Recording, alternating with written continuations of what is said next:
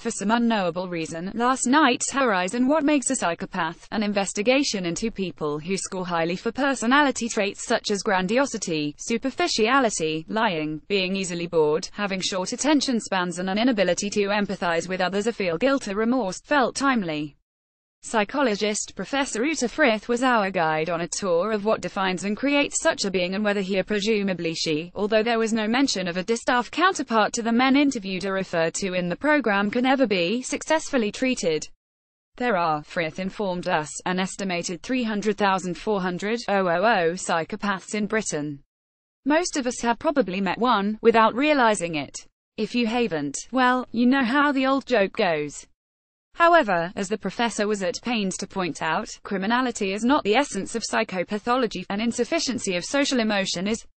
That does quite often get you into trouble and prison, nevertheless, so it was to the latter we headed for interviews with 4 inmates: Ryan Kludge, who is serving 60 years for murder; Robert Sonneborn Jr., serving 38 years for multiple offences including kidnapping and assaulting an officer so badly that he now functions at the level of a 12-year-old boy; Joshua Wright, serving 100 years for murder, rape and other crimes; and Mark Moy, serving 30 years for child molestation. They are all being held at Indiana State Prison.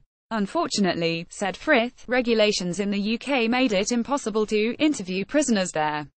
I'm not sure unfortunately is the word I would have used. I think I consider those regulations one of the few grace notes we have left, and their absence in the US a sign of the more exploitative and brutish edge its system has, but we can argue about that another time. The interviews and the inmates' lack of effect as they discussed their crimes were chilling. I would do things just to see their outcomes, said one. You can't look at people as people all the time, said another. Or you'd never do anything.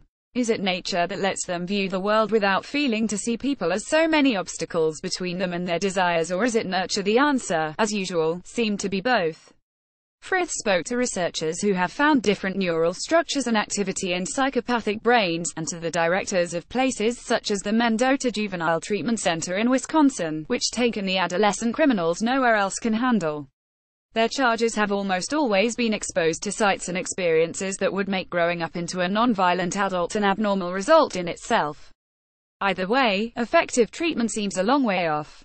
We may have moved on from the infamous Oak Ridge experiment, which combined intensive group therapy with massive doses of LSD and methamphetamine and, thanks to the information they had all exchanged in group, coupled presumably with the greater instability induced by the drugs, substantially increased reoffending rates among the psychopaths who took part, but changing adult personalities is still a tough job. The Mendota Center is having some success intervening during the teenage years with bespoke therapy and reward schemes, but whether it is curing nascent psychopaths or simply helping to civilize those who have never been properly cared for before is an unanswered question.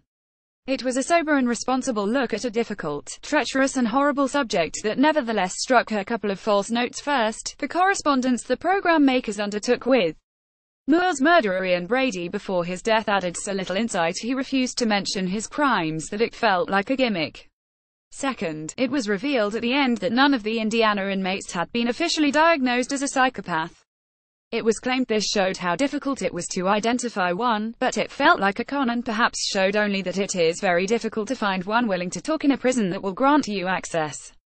What pathology is it that makes you want to go on Celebrity Island with Bear Grylls, particularly as it is actually a Celebrity Island, very much without Bear Grylls, or, it appears, very much instruction from him beforehand.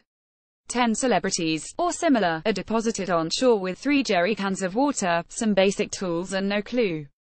Olympic 400 meters athlete Owen Thomas, Corrie actor Ryan Thomas and singer Jordan Stevens declared themselves alpha males and proceed to outdo each other in stupidity while the women, by and large, put up with it, which is its own kind of foolishness.